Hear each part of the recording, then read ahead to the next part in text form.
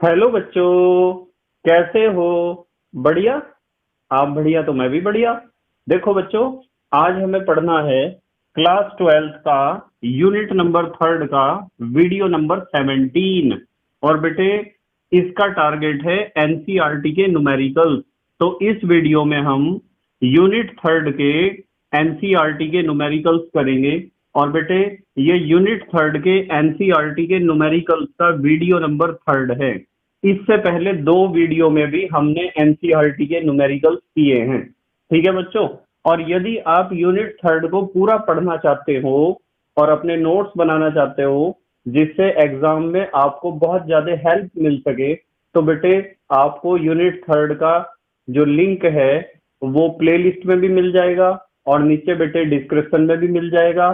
और कुछ समय बाद आई बटन में भी आपको लिंक मिल जाएगा जिसमें आप यूनिट 3 को पूरा पढ़ सकते हो और अपने सुंदर से नोट्स बना सकते हो जो एग्जाम में आपकी बहुत ज्यादा हेल्प करेंगे।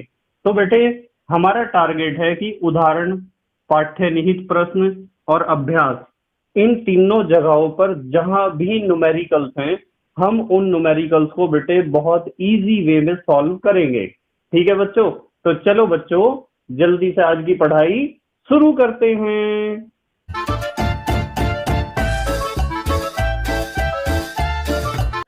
तो बेटे सबसे पहले देखते हैं पाठ्य निहित का क्वेश्चन नंबर 3.8, यानी तीसरे चैप्टर का 8वां पाठ्य निहित क्वेश्चन। इसमें कहा है जल की लैम्डा एम नॉट ज्ञात करने का एक तरीका बताइए। इन्होंने कहा है कि आप अनंत तनुता पर जल की मोलर चालकता कैसे ज्ञात कर सकते हैं, कोई एक तरीका बताइए। ठीक है। हालांकि ये कोई न्यूमेरिकल नहीं है पर फिर भी थोड़ा सा टेक्निकल क्वेश्चन है, इसलिए मैं इसे ले रहा हूं बेटे। यहाँ देखो, इन्होंने कहा है कि आप बताओ लैम्डा एम नॉट H2O कि आप जल की मोलर चालकता अनंत तनुता पर कैसे ज्ञात करेंगे। क्या आपके पास कोई तरीका है ज्ञात करने का? तो हमने कहा कि हाँ सर, हम बिल्कुल ज्ञात कर लेंगे। कैसे ज्ञात कर लेंगे? देखो, आपको पता है कि यदि H2O आयनों में टूटता है तो कैसे टूटता है बेटे? H पॉजिटिव और OH नेगेटिव में। तो H प्लस आयन और OH माइनस आयनों में टूटता है H2O। तो हमें कोई ऐसे प्रबल विद्युत अपघटय चाहिए जिसके अंदर H पॉजिटिव आयन हो और जिसके अंदर क्या हो बेटे? OH नेगेटिव आयन हो। तो H पॉजिटिव आयन वाला विद्युत अपघटय HCl हो सकता है। क्या हो सकता है बेटे? HCl। और OH नेगेटिव आयन वाला विद्युत अपघटय, जो प्रबल विद्युत अपघटय है, वो NaOH हो सकता है। तो क्यों ना हम एक काम करें कि लैम्डा एम नॉट HCl निकाल लें, यानी कि HCl का अनंत तनुता पर मोलर चालकता ज्ञात कर लें और उसमें क्या जोड़ दें? लैम्डा एम नॉट क्या जोड़ दें बेटे? NaOH। यदि हम ऐसा करेंगे तो हमारे पास बेटे H पॉजिटिव और OH नेगेटिव दोनों आयनों का मोलर चालकता अनंत तनुता पर आ जाएगा और दोनों के जोड़ से क्या बनेगा? H2O। पर यहाँ बेटे एक प्रॉब्लम भी तो है। प्रॉब्लम ये है कि यहाँ फालतू कौन है? एक तो Na फालतू है और एक Cl फालतू है। तो क्यों ना हम इसमें से घटा दें lambda m not NaCl। NaCl में Na है तो Na की चालकता घट जाएगी और Cl है तो किसकी चालकता घट जाएगी बेटे? Cl की चालकता भी घट जाएगी। तो हम एग्जाम में कैसे लिख के आएंगे इस आंसर को? बेटे हम एग्जाम में ऐसे लिखेंगे, ध्यान से देखिए जरा। तो हम लिखेंगे लैम्डा एम नॉट H2O, यानी कि अनंत तनुता पर जल की मोलर चालकता ज्ञात करने के लिए ज्ञात करने के लिए ज्ञात करने के लिए क्या लिखेंगे बेटे? प्रबल विद्युत अपघटय, प्रबल विद्युत अपघटय। कौन कौन से प्रबल विद्युत अपघटय यूज करे बेटे हमने? प्रबल विद्युत अपघटय HCl, NaOH तथा NaCl की अनंत तनुता पर मोलर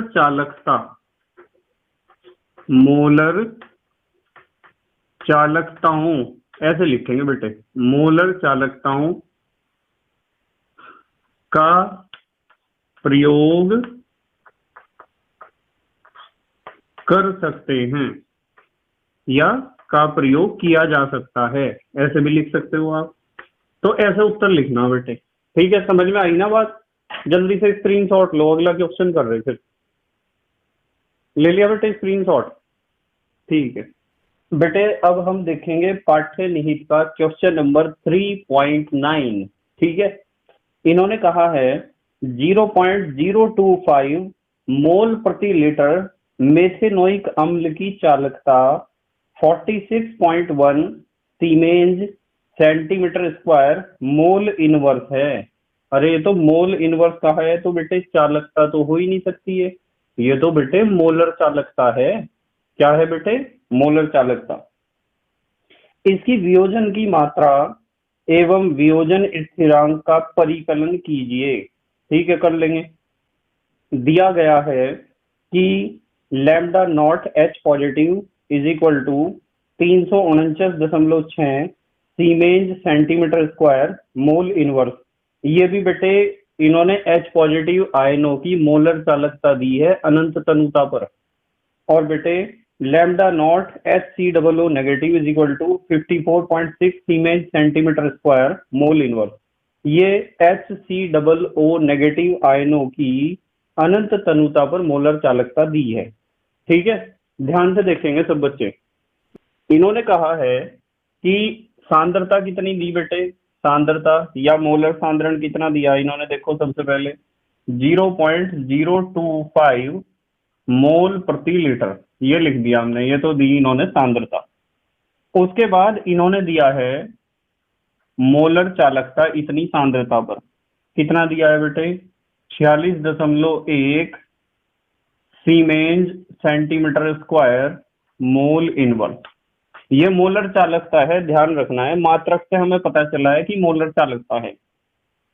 एक तो इन्होंने पूछा है वियोजन की मात्रा अल्फा कितना होगा, और एक पूछा है बेटे वियोजन स्थिरांक Ka कितना होगा, और एक इन्होंने दिया है बेटे lambda m not H positive, यानी कि H पॉजिटिव आयनों की अनंत तनुता पर मोलर चालकता दी है बेटे 349.6 siemens centimetre square mole inverse. और बेटे और दिया है इन्होंने lambda m not HCOO negative, कितना दिया है बेटे? 54.6 siemens centimetre square mole inverse. तो आप एक काम करो, हमें ये दो चीज निकालनी ना, अल्फा और Ka। अल्फा डायरेक्ट तो बेटे निकलना नहीं है। सबसे पहले आप क्या करोगे, लैम्डा m नॉट निकाल लोगे HCOOH के लिए, जिसे हमने क्वेश्चन में पढ़ा है मेथेनोइक अम्ल। तो आपको क्या चाहिए? H पॉजिटिव आयन चाहिए, ठीक है, या यूं कह दो HCOO नेगेटिव आयन चाहिए और H positive. HCOO negative ion का जो चालकता है वो ये लिखा हुआ है, और H पॉजिटिव आयन का चालकता ये लिखा हुआ है। तो मैं लिखूंगा कि हमें चाहिए बेटे lambda m not HCOO negative ion plus lambda m not H positive ion. तो ये आ जाएगा बेटे लैम्डा m नॉट निकाल रहे हम मिथेनोइक एसिड का या फॉर्मिक एसिड का। Lambda m not HCOO negative ये रहा, ये कितना है बेटे 54.6 प्लस, और lambda m not H positive का कितना है बेटे 349.6। तो जब आप इन्हें जोड़ोगे तो ये आ जाएगा 404.2, यहाँ लिख दिया मैंने 404.2 siemens centimetre square mole inverse, ये लिख दिया। इसकी हमें जरूरत पड़ेगी। तो हमारा जो सबसे पहला टारगेट था, मैं नंबर 2 पे लिख रहा, हमारा सबसे पहला टारगेट था अल्फा निकालने का। तो अल्फा के क्वेश्चन हमने पहले भी करे हैं।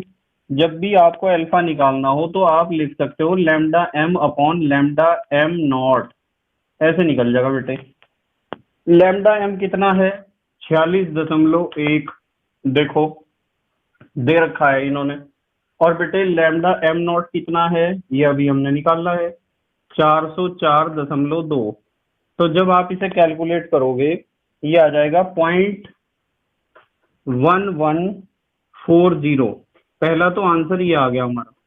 और बेटे दूसरे नंबर पे इन्होंने कहा है कि आप निकाल दो, यही लिख रहा मैं, ध्यान से देखिए जरा। दूसरे नंबर पे कहा है हमारा, तो तीसरा पॉइंट होगा। इन्होंने कहा है के ए निकाल दो वियोजन स्थिरांक।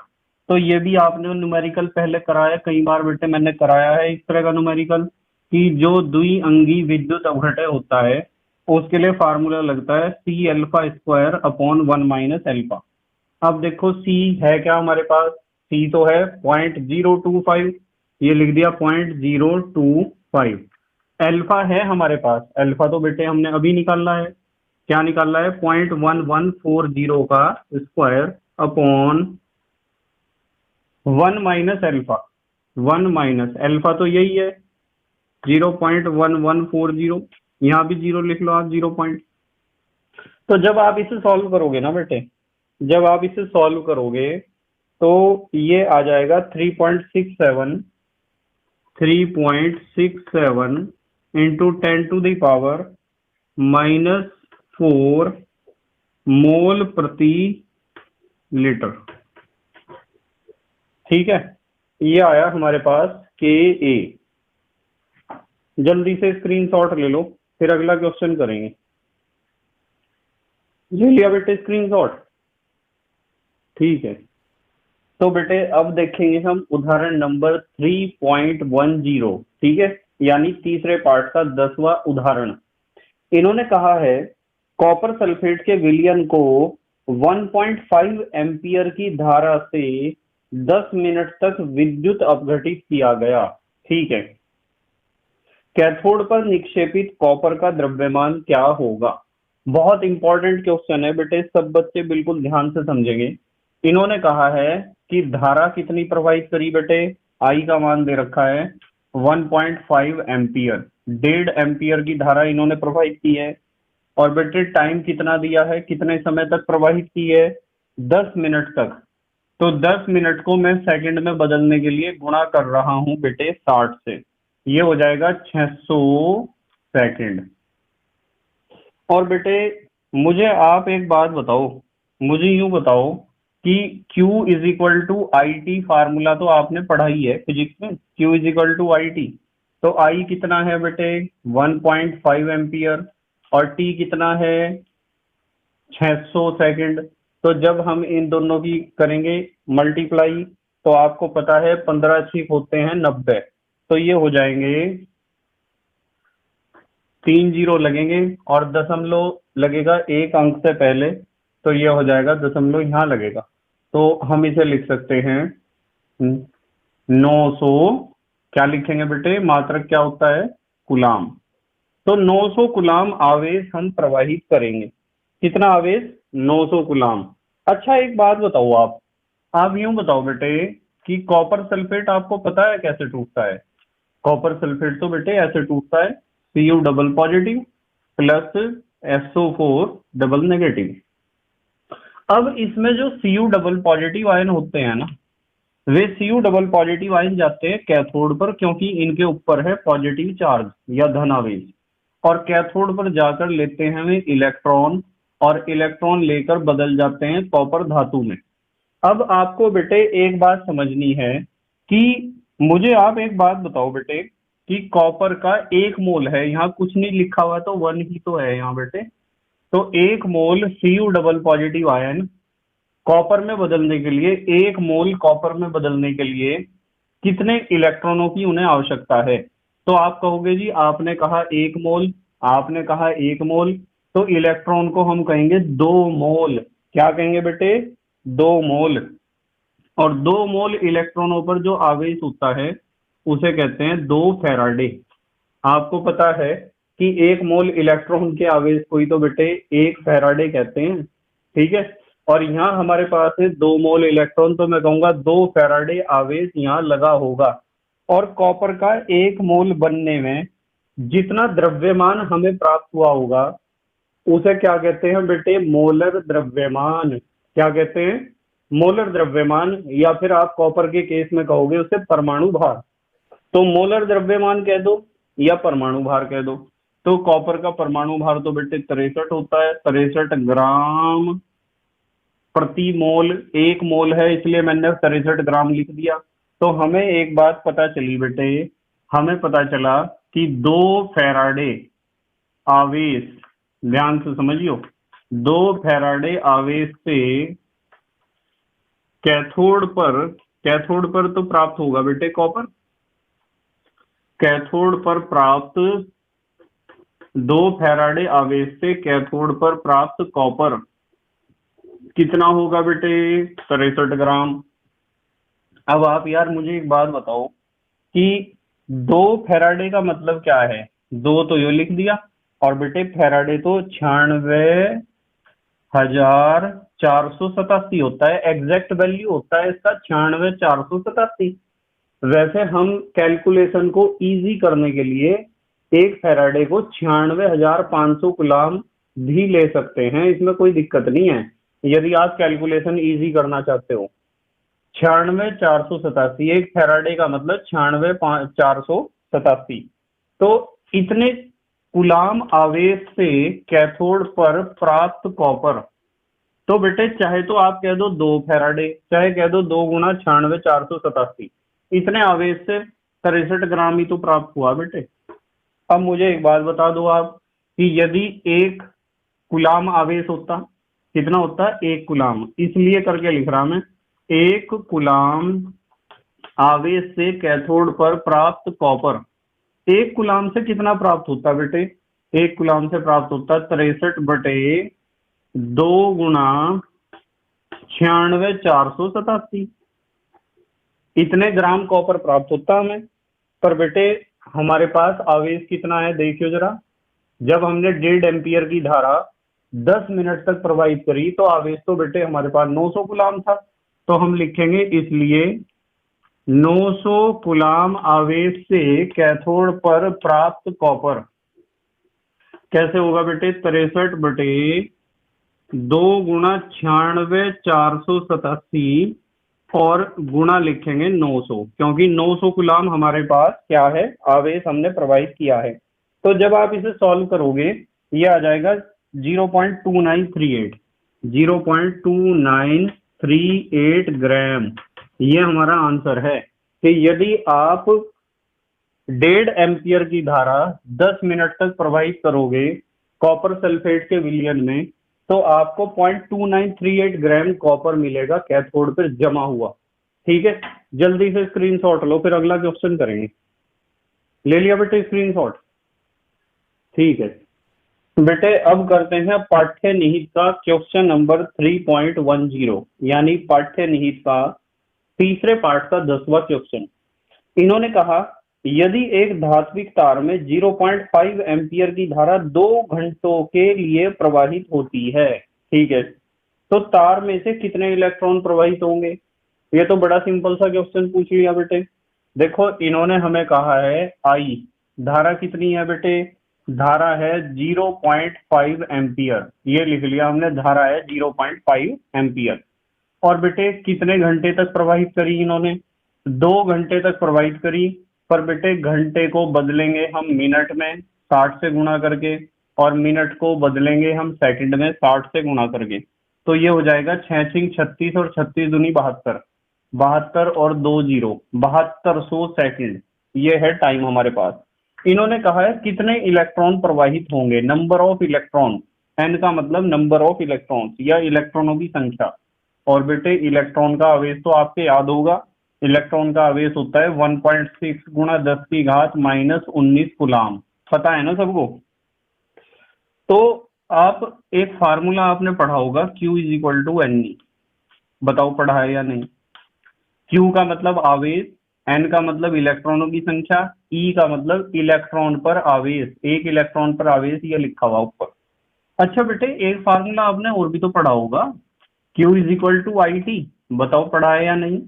ये दोनों फार्मूले आपने पढ़े होंगे अपने फिजिक्स में भी, इलेक्ट्रोस्टैटिक्स में। ठीक है, देखो, तो Q is equal to n लिख दिया, Q is equal to I t लिख दिया। अरे यार, जब ये भी Q का मान है, ये भी Q का मान है, तो मैं क्या इन दोनों को आपस में बराबर करके रख सकता हूँ, n e is equal to I t.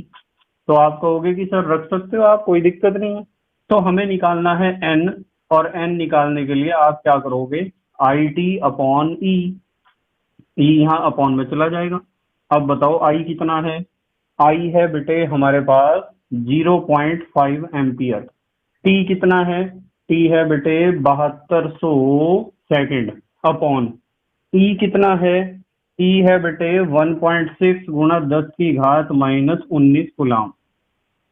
तो डेसिमल से तो डेसिमल गया, ऊपर क्या बचा, जब आप दशमलव से दशमलव को उड़ा दोगे तो ऊपर बचेगा 5 और गुणा 7200, अपॉन में बचेगा 16, और एक काम करो 10 की घात प्लस की 19 कर दो ऊपर ले जाओ।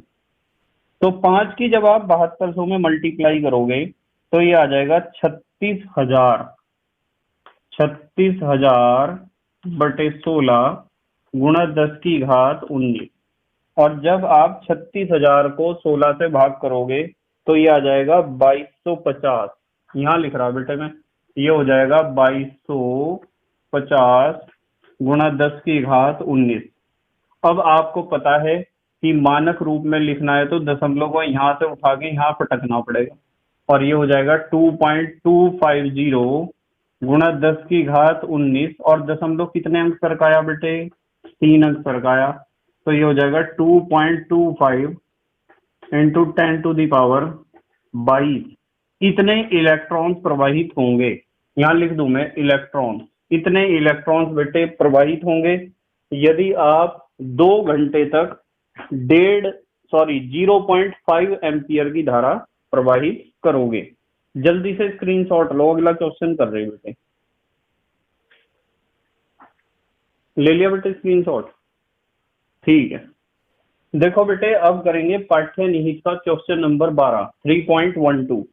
इन्होंने कहा है निम्नलिखित अभिक्रिया में Cr2O7 डबल नेगेटिव आयनों के 1 मोल के अपचयन के लिए, ध्यान से सुनो, 1 मोल के अपचयन के लिए कूलाम में विद्युत की कितनी मात्रा की आवश्यकता होगी। ये पूछ रहे कितना आवेश हमें चाहिए यदि आप Cr2O7 डबल नेगेटिव आयनों के 1 मोल को अपचयित करो। रिएक्शन दे रखा बेटे, Cr2O7 double negative plus 14H positive plus 6 electron is equal to 2 Cr triple positive plus 7H2O। अब आप इस रिएक्शन को ध्यान से देखो जरा। इस रिएक्शन में यूं बताओ बेटे, जो सबसे पहले लिखा हुआ है Cr2O7 डबल नेगेटिव, इससे पहले बेटे कितनी संख्या लिख रखी है, बताओ कितनी संख्या है। आप कहोगे जी कुछ भी नहीं है, और कुछ नहीं है तो इसका मतलब यहाँ इससे पहले 1 लिखा हुआ, यानी कि Cr2O7 डबल नेगेटिव आयनों के मोलों की संख्या कितनी है, 1। तो इस रिएक्शन में Cr2O7 डबल नेगेटिव आयनों के 1 मोल का ही अपचयन किया जा रहा है। अब यहाँ क्वेश्चन है जी कैसे, क्योंकि Cr2O7 डबल नेगेटिव का 1 मोल इन्होंने लिख रखा है रिएक्शन में। और दूसरी बात, अपचयन हो रहा है, क्यों हो रहा है अपचयन, क्योंकि इस रिएक्शन में जुड़ रहे हैं इलेक्ट्रॉन। तो बेटे जिस अभिक्रिया में इलेक्ट्रॉन जुड़ते हैं उसे तो बेटे अपचयन कहते हैं, और जिसमें इलेक्ट्रॉन निकलते हैं उसे क्या कहते हैं, ऑक्सीकरण या ऑक्सीडेशन। मुझे बेटे एक बात बताओ, आप मुझे यूं बताओ कि Cr2O7 डबल नेगेटिव आयनों के 1 मोल का अपचयन करने में इस रिएक्शन में कितने इलेक्ट्रॉन हिस्सा ले रहे हैं, कितने इलेक्ट्रॉनों की जरूरत है। कुछ बच्चे कहेंगे जी 6 इलेक्ट्रॉनों की। बेटे 6 इलेक्ट्रॉन सही उत्तर नहीं है, आपको बोलना चाहिए 6 मोल इलेक्ट्रॉन। क्या बोलना चाहिए, 6 मोल इलेक्ट्रॉन। जैसे मैं बोल रहा हूं 1 मोल Cr2O7 डबल नेगेटिव आयन, ठीक है, तो 6 मोल इलेक्ट्रॉनों की आवश्यकता पड़ी। तो हम लिखेंगे बेटे 1 मोल Cr2O7 डबल नेगेटिव आयनों के अपचयन में आवश्यक आवेश, कितना आवेश लगा बेटे? तो बेटे कितना आवेश लगा बताओ, कितना आवेश लगा बेटे? 6 फैराडे, क्योंकि 6 मोल इलेक्ट्रॉन यूज हुए ना वहां, तो 6 मोल इलेक्ट्रॉनों का आवेश होता है बेटे 6 फैराडे। तो हम लिखेंगे 6 और 1 फैराडे को आप लिखोगे 96,500 कूलाम। वैसे आप लिख सकते हो 96,487, जैसा आपको स्कूल में पढ़ाया जाता है। तो जब आप इनकी मल्टीप्लाई करोगे तो ये आ जाएगा, ये कूलाम होगा ना इसका मात्रक, ये आ जाएगा 5.79 इंटू 10⁵ कूलाम। तो 1 मोल Cr2O7 डबल नेगेटिव आयनों के अपचयन के लिए 5.79 गुणा 10⁵ कूलाम आवेश की आवश्यकता होगी। जल्दी से स्क्रीनशॉट लो, अगला क्वेश्चन कर रहे थे। ले लिया बेटे? ठीक है। तो बेटे अब करेंगे हम अभ्यास का क्वेश्चन नंबर 6। और बेटे एक बात मैं आपको बता दूं कि अभ्यास का क्वेश्चन नंबर 4 और 5 जो है वो मैंने चैप्टर में आपको करा दिया था। आपने यदि अपने नोट्स बनाए हैं तो आप इन क्वेश्चन को जब अपनी एक्सरसाइज में से पढ़ोगे तो आपको पता चल जाएगा कि अभ्यास का क्वेश्चन नंबर 4 और 5 हम कर चुके हैं जब हम थ्योरी पढ़ रहे थे। ठीक है बेटे? तो क्वेश्चन नंबर 6 पे ध्यान दो। क्वेश्चन नंबर 6 है, घड़ियों एवं अन्य युक्तियों में अत्यधिक उपयोग में आने वाली बटन सेलों में निम्नलिखित अभिक्रिया होती है। बटन सेल का मतलब पता है आपको, मरकरी सेल। निम्नलिखित अभिक्रिया होती है, Zn solid plus Ag2O solid plus H2O liquid is equal to Zn double positive aqueous plus 2Ag solid plus 2OH negative aqueous. ठीक है बेटे, अभिक्रिया के लिए डेल्टा Rg नॉट एवं E नॉट ज्ञात कीजिए। ठीक है, कर लेंगे ज्ञात। दिया है, क्या दिया है? ये चीज इन्हें दे के रखनी चाहिए थी। मेरे पास जो बुक है उस बुक में थोड़ा सा प्रिंटिंग में थोड़ी प्रॉब्लम है, बहुत सारी चीजें उसमें बेटे मिस प्रिंट है, हालांकि ये होना चाहिए था। क्या दिया है मैंने साइड में लिख दिया, आप देख लो। Zn is equal to Zn double positive plus 2 electron और इसके लिए E नॉट है माइनस 0.76 वोल्ट, और Ag2O plus H2O plus 2 electron is equal to 2Ag plus 2OH negative और इसके लिए E नॉट है 0.35 वोल्ट है, और कुछ बुक्स में है 0.344 वोल्ट। जैसा आपकी बुक में होगा ऐसा आप देख लेना। अब हमें बेटे इसमें दो चीज हैं, एक तो E नॉट, एक डेल्टा Rg नॉट। तो हम पहले निकाल लेंगे बेटे, सबसे पहले हम E नॉट निकाल लेंगे, E नॉट सेल। तो यदि आपको E नॉट सेल निकालना है तो सिंपल सा फार्मूला आपको सिखाया है, E naught cathode minus E not anode. यदि आपको निकालना है E नॉट, ठीक है, तो E नॉट कैथोड है। इनमें से कैथोड वो होगा जिस पर हो रहा होगा अपचयन, यानी जिसमें क्या हो रहे होंगे बेटे, इलेक्ट्रॉन जुड़ रहे होंगे। देखो इलेक्ट्रॉन तो इसमें जुड़ रहे हैं, इसका मतलब ये तो कैथोड है, और यहाँ इलेक्ट्रॉन निकल रहे हैं वो है एनोड। तो हमें पता चल गया कैथोड है सिल्वर वाला, और सिल्वर का इन्होंने E नॉट दे रखा है, कितना दे रखा है बेटे 0.35 माइनस, ओ एनोड है और एनोड का दे रखा है माइनस 0.76।